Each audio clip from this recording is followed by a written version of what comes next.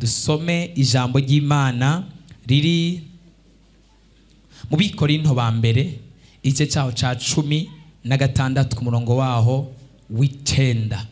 Hari ijambo murashobora kuvyagira Imana ibaho umugisha. Hari inyigisho nari nateguye umunsi mugabo nashitse ngaha mu gitondo numva mpwemu yera ampaye yindi message nirindi hishurirwa, kandi iyi message niri hishurirwa yampaye ni ivy'iwawe. Hari ikintu Imana igomba gukora ku buzima bwawe mu izina rya Yesu. Numvise imitima y'abantu myinshi cyane, kuko hari igihe nicara mu kibanza nkumva amajwi y'abantu ariko aravugira muri jewe mu kibanza mba ndimwo. Numva Imana irambariye nti soma iri jambo. Ntago ari ryo nari nategekanyije, nta nubwo ari ryo nari nateguye. Mpwemu yera yarimpaye nkimara gushika hano nicaye muri kino kibanza. Abikorino ba mbere igice cya 16 ku murongo waho w'icenda. Reka dusome mu izina ry'umwami wacu Yesu Kristo. Amen. Duhagurutse twubashe ijambo ry'Imana. Abikorino ba mbere igice cya 16 umurongo w'icenda. Haravuga gutya: kuko nugururiwe urugi runini ruja mu bikorwa bikomeye, kandi abagwanizi bakaba benshi. Timoteyo ni geza kuri 10 geza ngaho gusa subiramwo iyo ugeza ku 9 soma aho nyene warusomye ku 9 aho nyene. Haravuga ngo kuko nugururiwe urugi runini ruja mu bikorwa bikomeye, kuko nugururiwe urugi runini ruja mu bikorwa bikomeye, kandi abagwanizi bakaba benshi. Kandi abagwanizi baca baba benshi. Amen. Mu vyagira Imana ibahezagire cyane gose. Haleluya. Iri jambo ntaryo nari nategekanyije, ntago ari ryo nari nateguye, ariko kuko hari n'inyigisho nari mfise umunsi nategerezwa kwigisha, ariko nshitse ngaha mpwemu yera cahindura gahunda. Bisigura ko mpwemu yera yahinduye gahunda, hari ico yategekanyije ku buzima bwawe uyu munsi mu izina rya Yesu. Haleluya. Hari ico Imana yategekanyije ku buzima bwawe uyu munsi mu izina rya Yesu. Kuko nugururiwe urugi runini kandi gwinjira mu bikorwa bikomeye, ariko abagwanizi baca baba benshi kugira ngo banzibire kwinjira mu bikorwa byanje. Hari abantu bari ngaha Imana yanyeretse bafise abagwanizi, n'abandi Imana yambwiye bafise abagwanizi bariko barababuza kwinjira mu rugi rw'imiryango y'ibitangaza n'ibimenyetso byabo bategerezwa kwinjiramo. Hari abantu bari ngaha Imana yanyeretse ingwara zibamereye nk'umugwanizi. Izo ngwara zibangamiye ubuzima bwabo, izo ngwara zibangamiye ubugingo bwabo, izo ngwara zibangamiye akazi kabo. Mana idufashe cyane gose. Haleluya. Umuntu akashobora kuba afise akazi mugabo akaba afise ingwara imubereye umugwanizi, bikanka akashobora kuvyuka ngo agende ku kazi kubera ingwara. Buri yuko avyutse aje ku kazi avyuka yumva umubiri wose uri kuratonekana. Buri gihe yagiye kushobora kugenda ku kazi avyuka yumva yagwaye, cyangwa se akumva araremerewe mu bundi buryo. Agiye ku kazi naho bikaba ivyo kwihata, ariko agakora akazi nabi kubera umugwanizi w'ingwara ari mu mubiri wiwe. Imana isohora umugwanizi wose mu buzima bwawe mu izina rya Yesu. Ntawotera haleluya. Hari abandi bafise abagwanizi b'abarozi. Abarozi babaremereye mu gitondo ku mugoroba, baguma barungika. Igihe cyose babohotse abagwanizi bakongera bakarungika. Hari abantu bari ngaha igihe cyose bumvise amakuru meza baguma bafise umutima uhagaze, kubera bavuga ngo sinzi nibi yuko biza gukunda, kubera bazi ko bafise abagwanizi benshi. Iyo babonye n'agatangaza gakoretse barakagira ibanga niba nagashira hanze, kubera bazi ko bafise abagwanizi benshi. Igihe cyose ikintu cyabo kimenyekanye umugwanizi aba yamaze guhaguruka. Igihe cyose ari umuntu amusezeraniye isezerano, umugwanizi aba yamaze guhaguruka. Igihe cyose ari agaproje ariko arategura, umugwanizi aba yamaze guhaguruka. Igihe cyose ari umugamba ariko arategura, umugwanizi acahaguruka. Igihe cyose amureheje, umugwanizi acahaguruka. Igihe cyose areheje, umugwanizi acahaguruka. Igihe cyose aronsa akana kariko kose n'akazi gatoya kwiyungunganya kataranahagarara neza, apfa kukaronka, umugwanizi abahagurutse. Imana yo mwijuru yambwiye ngo hari abagwanizi ije gukuraho uyu munsi. Ariko hari umuntu ari ngo atere haleluya. Hari abantu bafise abagwanizi, igihe cyose anezerewe, abagwanizi bapfa kubona yanezerewe, bacavuga ngo uriya munezero n'uyu munsi ejo ntawe azobafise, akanezerwa iby'umunsi umwe. Hari abana bafise abagwanizi, igihe cyose yambaye n'agahuzu keza, bacavuga ngo ashatse kuza kutwiyereka, rero ngo reka natwe turamwereka. Hari abana bafise abagwanizi, iyo abonye umuntu yiguriye igitungwa bakacica, bakavuga ngo nta gitungwa azodutungana. Hari abana bafise abagwanizi, iyo babonye n'umugenzi ugize kandi bakabona umugenzi murakundana, n'umuntu w'umumaro kuri wowe, kubera ari abagwanizi kandi bakoreshwa na Satani, baca bahaguruka bagatangura kuza kuvuga amajambo yo kuguteranya no kugutandukanya n'uwo muntu. Imana yo mwijuru uyu munsi ikubita abagwanizi batuza kwinjira mu miryango yacu. Nta muntu ari ngayo, tera haleluya. Ongera utere yindi haleluya.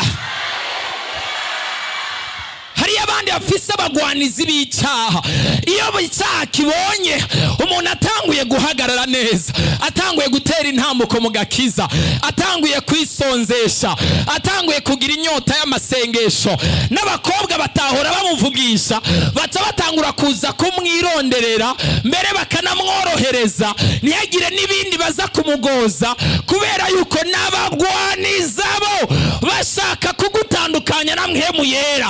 Abo ni baderira, bashaka kuguta mu busambanyi. Igihe cyose abonye ugize ubusabane bwiza n'Imana, abagwanizi baca baza bakaguta mu busambanyi. Igihe cyose abonye ugize urukundo n'Imana, abagwanizi baca baza bakaguta mu byaha. Igihe cyose abonye uri kurategura ikintu cyiza, uvuze ngo guhera uyu munsi ndafashe ingingo, sinzosubira kunywa inzoga, ndazihebye kugira ngo nanje ndabe ko hari ikintu noshobora kwigezako, kubera kumbure zishobora kuba zigutesha umurongo cyangwa se zituma hari icyo udashobora kugerako. Hari abantu bashobora kuronka amafaranga 100,000 ariko akaca yajya nk'umuntu atunze amamiliyoni kuri konte. Hari abantu bashobora kuronka amafaranga runaka ariko kubera inzoga badashobora kuzikontrola zikabasumbya inkomezi. Ivyo bintu bimeze nk'umugwanizi. Hari ibintu bibiri imbere yacu bimeze nk'umugwanizi Imana itegerezwa guhagarika, kandi yambwiye ko ari abagwanizi Imana igomba ikureho imbere y'abana ba repentance. Ni muri ngahatera haleluya. Ongera yindi haleluya. Mani dufashe cyane gose. Haleluya. Umugwanizi acungana nuko gusa abonye hari akantu kaje ku buzima bwawe. Umugwanizi acungana nuko abonye agaterambere gatanguye kuza. Apana n'iterambere, abonye n'akantu k'iterambere gatanguye kuza, atavuga ngo ntagashobora kuduterana imbere. Hari abantu bagiriwe nabi n'abagwanizi b'abarozi bo mu miryango, babonye atanguye kwiga, bakubona uri kuriga, bakabona uri umunyabwenge, bakabona wimereye neza, batavuga ngo uyu nta mashuri azoduhezanya, abandi bakavuga ngo uyu anya azosara, abandi bagutongera kw'inyatsi, abandi bagutongera ko kwangara, abandi bagutongera ko gusanzara, abandi bagutongera ko imwemu y'ubuyererezi. Uyu munsi baragutakarije intumbero, abagwanizi barakugwanije. Imana yo mwijuru muri kuno kwezi kwa kane twarabuze ko ari ukwezi ko guhombya abarozi, kandi uruhigi rutegerezwa guhindukira. Abaguhombeje dutegerezwa kubahombya, ivyaguhombeje natwe dutegerezwa kubihonza. Ariko Mana yanze ko numva umenga abantu ntago muri ngaha. Narivuze ngo muri kuno kwezi uruhigi rutegerezwa guhindukira. Niba ari abagwanizi bahora bakugwanya, turaduza amasengesho agenda kubite ku nzu zabo, agenda kubite ku miryango yabo, agenda kubite ku bikorwa byabo, agenda kubite ku birogano byabo, agenda kubite ku byo batongereye. Uruhigi rutegerezwa guhinduki. Nta munari ngayo tela haleluya. Canke wewe nta mugwaniza ufise? Mwe murabafise? Je nibaza katabo mufise.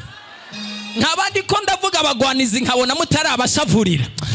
Ano hari umuntu yategerezwa kuba yamaze gushavurira umugwaniza.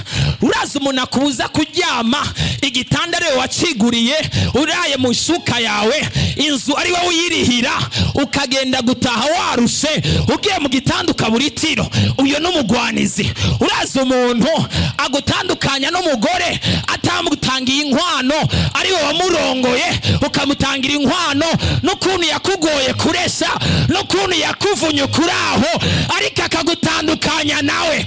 Uwo n'umugwanizi. Imana ishire kwihereza imigambi n'imigabo y'abagwanizi mw'izina rya Yesu. Nta muntu yotera haleluya. Ariko uraza umuntu agukura ku mwana wabyaye, umwana yakuruhije, uwo wigishije amashure, uwo warigiriye kwigise, uwo wavunikiye, uwo wambitse, uwo wise umwana, uwo wareze, uwo wanezererewe, ariko akagera ikihe nasubire kukubona nka mama, nasubire kukuba nka papa, nasubire guca bugufi imbere yawe, nasubire kugufasha, akaronka amafaranga, agahereza imaraya, agashira mu nzoga, agahereza imbura kimaro, atana kimwe zakumariye. Izo ni mbwebwe z'abazima. Umugwanizi ategerezwa guhagarara. Mana yanze numva nashavuriye abagwanizi. Hari isengesho gishavu rya nkemu yera tugiye gusenga, kandi numva hari ibintu biza kugarukana mu izina rya Yesu. Nta muntu ari ngaho yotera haleluya. Nta uri hano yotera haleluya. Ongeri yindi haleluya. Umugwanizaza agasanga umuryango wari hamwe, umuryango wari united, umuryango bakundana, basangira kabisi n'agahiye, baryama ahantu hato ariko bakundana, baganira neza, nta kibazo gihari. Umuryango agashira mu kuguru, guhera uyo mwanya uwo mukobwa kajino, umuhungu akajino, mwene wanya kajino, aho muvukana mugasanzara. Hari abantu bari ngaha bamara amezi n'amezi imiryango yaratatanye, atamuntu n'umwe amenya amakuru y'uwundi. Umugwanizi yinjiye mu buzima bwawe, Imana isohore umugwanizi wari we wese yinjiye mu buzima bwawe. Ariko nawe murenga yotera haleluya. Ongera utele haleluya. Umugwanizi akunaniza uzi gukora, ufise ingufu, ukarondera akazi ukabura kubera yaguteye inyatsi, ibiganza byawe akavyugara, amaboko yawe akayafata, akagutera icyankiro, akakubuza amahoro, akakunaniza.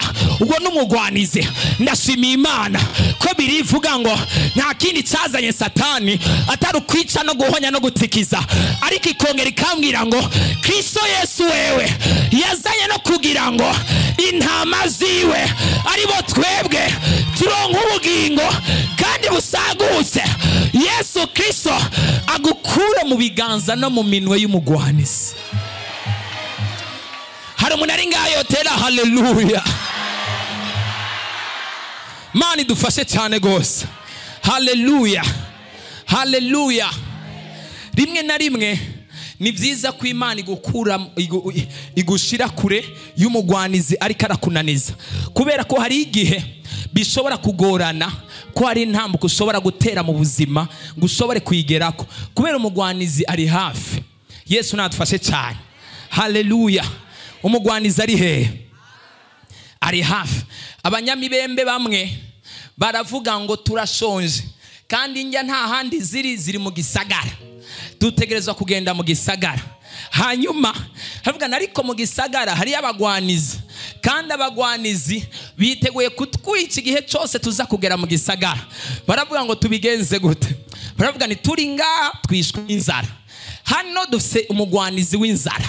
Imana ikurinda umugwanizi w'inzara mu izina rya Yesu. iguhereza icyo ufungura n'icyo usigaza n'icyo ugaburira umuryango wawe n'abakugana bose. Haleluya. Baravuga ni kuba ngaha tunakufa, turashize turarangiye, inzara iratwisha. Havuga ngo nariya mu gisagara hose no gupfa kubera ko nta buzima dufise. Havuga ni vyoba vyiza rero tutume tugende kujya, dutume dupfa ariko twariye, twongera Imana amashi. Abo twari kumwe ejo nabateye inkuru kuntu nagiye ahantu bari bavuze ngo aho hantu baratanga sumu cyane. Tumaze kuhagenda kubera ukuntu twari dushonje nabo twari turi kumwe, tuvyibuka ko batubwiye ko batanga amasumu twahejeje kujya. Turabwirana ni hewe uribuka ko batubwiye ko ino batanga sumu. Hanyuma turavuga nti karabaye aha bamaze kuduhereza sumu twamaze kuyijya. Hanyuma rero nta niyo bari bamaze kuduha, ariko kubera ubwoba tuca dutangura kuribwa twese mu nda ubwo nyene. Turavuga nti je ndumva ibintu bitameze neza mu nda. Ubundi nawe turi kumwe ngo nanje numva ndiko ndababara. Ubundi nango nanje numva imisonga, kandi nta sumu baduhaye nta n'imisonga dufise, ariko n'ubwoba twamaze kugira ubwoba duciye dutangura kuribwa mu nda. Umva hariho ibintu watejwe n'abadayimoni by'ubwoba bitari bihari. Imana ibikureho mu izina rya Yesu. Hanyuma tuca turavuga nti nubundi nimba ari sumu twayiriye, ibi byo kujya ntitubisiga, reka tubige byose tubimare. Imana idufashe cyane gose. Turabikubita bwa ni reka dutume tubijya, dutume tuyijya, ariko twabiriye turaheza turagenda. Uko tugenda bigenda bihera mu nda, kumbe duca dusanga n'ubwoba twari twagize nta sumu bari baduhaye. Umviriza, izo ntambwe naho ziriko ziratontoma Yesu yarazihongoye amenyo. Urakoze mwemu yera. Can I prophesy? Can I prophesy? Imana irambariye ngo hariho ivyari bimeze nk'abagwaniza imbere y'ubuzima bw'abantu, uyu mwanya Imana irabihongoye amenyo. Umurozi yakuroga, Imana igumuhongora amenyo mu izina rya Yesu. Naho umwana yo kujya amenyo, umuntu atagira amenyo naho yofsonda gute wumva umenga rikarakudigadiga, ahubwo utangura gutwenga. Abazimu n'abarozi n'ingwara Imana ibihongora amenyo, ivyo bikora byose besanze fe. Naho bagukanga nta menyo bagira, Yesu yahongore mu izina rya Yesu. Ariko hari umuntu ari ngatele haleluya. Iyo ngwara nawe wibaza ko igomba kukujya ikwice, uyu mwanya nyene hari itangazo rimanutse rivuga ngo Imana irabihongoye amenyo. Haleluya. Ongera yindi haleluya. Iyo ngwara Imana irayihongoye amenyo, izokuraba yifuze kukujya, ariko nizobishobora kubera nta menyo ikigira. Yesu nadufashe cyane gose. Haleluya. Haleluya. Sinzi ko ari abantu barimye umuceri ngaha, hari ikintu kiba mu muceri bagenda bakambika impuzu bakagihereza umutwe, usanga ari akagabo kameze gahagaze uko kari mu muceri. Inyoni zikaza zikibaza ngo nakagabo, bacita igikanganyoni. Imana idufashe cyane gose. Hari igihe rega nawe ushobora kwibaza ngo n'umuntu ukibonye kiri kure, hari ico bambika n'umupira w'imbeho ugasanga basize ko n'inkofera. Hari ibintu Imana igiye guhindura ibikanganyoni mu izina rya Yesu. Ariko nta muntu yotera haleluya. Yesu nadufashe cyane. Naho bihagaze mu gisho wawe ntutinye, dufise ubushobozi buhindura ibikanganyoni. Birahagaze mu muceri wawe, birahagaze mu mugisha wawe, birahagaze bimeze uko, ariko ntibishobora kukorako. Umva, nimba hari umuntu wari wese yatwaye inyenyeri yawe ayihagazemo nk'igikanganyoni, nta kintu na kimwe asubira kuyikoresha. Ariko nta muntu ari ngaho yotera haleluya. nimba hariho umurozi yaguhaye itangazo, ndabivuze mpagaze ku gicaniro cy'Imana yera nzima, yaguhaye amajambo yo kugukanga akakubwira ko ta ntambwe uzotera, uyu mwanya nyene akaba yaratwaye inyenyeri yawe, akaba yaratwaye mariage yawe, akaba yaratwaye umugisha wawe, akaba ariko mana we. Haleluya, tela haleluya. Uri nyuma y'ikintu cyawe icyo ari cyo cyose, n'uwari kapanga kunyaga umugisha wawe, n'uwari kapanga gutwara akazi kawe kugira ngo akwigize yaje ahantu wari uri, uyu mwanya mu izina ry'Imana y'igicano cya repentance arahinduka igikanganyoni. Tela haleluya, arahinduka igikanganyoni mu izina rya Yesu.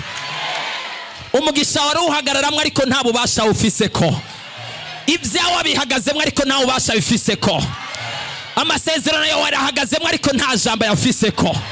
Haleluya. Nyene umuceri araza agasarura umuceri wiwe kandi igikanganyoni gihagaze ngaho, cyarawumazemwo ibigihe, cyarawumazemwo amajoro, cyarawunyagiriwemwo. Umva, amasakrifisi n'ibimazi batanze bategerezwa guhomba, barabinyagirirwamwo, babiruhiremwo. Nothing, nta kintu na kimwe baza kugerako, ariko abizera bariye bahaguruke batere haleluya. Uzoca mu muriro ntuzosha. Tela haleluya. Mani dufashe cyane, ndumva ntangura kuvugishwa hano. Haleluya. Umva, bagiye kumera nka wa wundi avuga ngo ndakibona sindagifata. Narababwiye pray with everyone, kina n'abantu bose ariko ntukire n'umunyamasezerano. Umunyamasezerano wewe urashaka ko yonda kakuvyibuhana, urashaka ko akena kagutwarana umuduga, urashaka ko yambara nabi akakwambarira neza ukumigwa. Umviriza, ivyasezerano biriko birashika. Haleluya, haleluya. Nta muntu ashobora kubuza imvura kugwa mu gihe imvura igomba kugwa. You cannot, ntago bishoboka. Imana idufashe cyane gose. Umunyamasezerano aherekejwe n'isezerano. Nababwiye ko isezerano ni permis, ni license ikwemerera kurengana ahantu hariho hose mu gihe Imana iri kirasoza isezerano ryayo. Haleluya, haleluya. Ngari umunyamasezerano haratele haleluya. Yesu nadufashe cyane gose. Bagiye kuza batubona, bakubona, bipfuza kukugirira nabi. Imana mu ijuru iguhishe ikunyegeze. Imana idufashe cyane. Haleluya. Mwijoro nari ndyamye naruhutse gatoya nko mu masambiri z'ijoro, sambiri nusu z'ijoro. Imana ikirambwira nti no, ntago uruhuka. Ndakanguka cyamfata umwanya wo gusenga. Imana yavuganye nanje ibintu bikomeye cyane gose. Haleluya. Nabonye umumarayika arungitswe n'ijuru, umumarayika afise inkomezi nyinshi nyinshi nyinshi nyinshi nyinshi nyinshi nyinshi nyinshi. Vuga ngo nyinshi nyinshi nyinshi nyinshi nyinshi nyinshi. Mumbaze rero ngo yaraje gukora iki? Ndaza kubabwira tugomba guheza. Haleluya, haleluya. Ni message y'iwacu ntago no yibagira kubera nabonye yaje gukora igikogwa, ariko numvira ikirangira reka ndayivuge. Tela haleluya, haleluya, haleluya. Abantu bamwe na bamwe Imana iduhindura ndakibona sindagifata. Hajya ngo ni gitutu. Oyaye ndakibona sindagifata n'umunyamasezerano no muri repentance. They cannot touch. Hallelujah. Barara tuzinduke twapfuye bakabona tuzirutse duhagaze twemye. Baraguteranya ngo ubuzima bwawe burangire, ahubwo igikundiro kigiye kurushiriza kwiyongera. Ariko abantu uzi ko nta makuru mufise. Jewe nk'ubu numva no kwiruka nkarengana kuri Kotebu nkagarukira Gare du Nord. Mani dufashe cyane. Ndakibona sindagifata. Ndakibona sindagifata. Ntabwo bashobora gufata. Urabona inkoko iyo uyishiriye intete mu kantuze, mu intete z'ibigori cyangwa se z'umuceri mu gacupa, iguma ikubita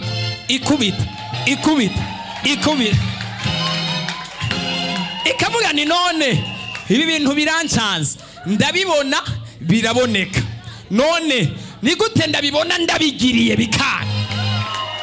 Ndakibona sindagifata. Mani dufate cyane. Haleluya, haleluya. Guhera uyu munsi Mani dufashe cyane. Hari umuvyeyi hano nguriya ndamwibutse kuwa kane yatubwiye yuko igitungwa cyose gitunze bacica canke bakaciba canke bakagitwara. Aravuga ngo munsengere ngo Imana impereze ukwihangana mu nyigisho za deliverance. Ndamwira ngo ntago tugusabira ukwihangana, ahubwo turakura hiyo nyatsi igenda ivyawe biguma ari ivy'iwawe. Nta muntu yotera haleluya. None wewe ushobora gutanga umuti wo gupfufahaza kandi ufise umuti ukiza ingwara. Ntago dupfufahaza, turavura ingwara. Ariko nta muntu yotera haleluya. Ongera yindi haleluya. Can I prophesy? Can I prophesy? Umva haguruka ndakubarira.